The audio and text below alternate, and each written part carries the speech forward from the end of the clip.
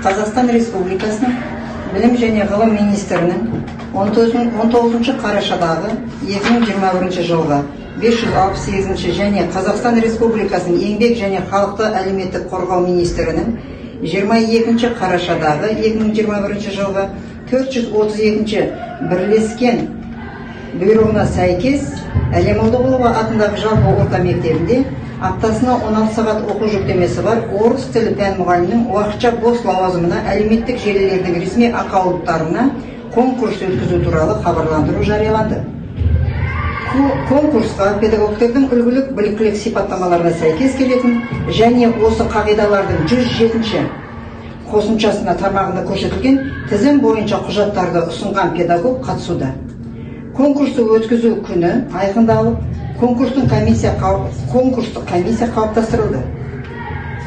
Ол конкурстық комиссияға Абдрасилова Зәуре Қолғанатқызы директорының оқу жөніндегі орынбасары комиссия төрайымы болып, Күнкебаева Райхан апайымыз аудандық адами әлеуетті дамыту бөлімінің әдіскері, Қарымсақова Эльмира апайымыз орыс тілі мен әдебиеті пәнінің мұғалімі, Абдраимова Сандуғаш апайымыз қамқоршылық кеңес төрайымы, Кенжеева Тоғжан апайымыз қоғамдық гуманитарлық пән бірлестігінің жетекшісі және Умралиева Маржан қазақ пән әдебиетінің пән мұғалімі хатшысы болып құрастырылды.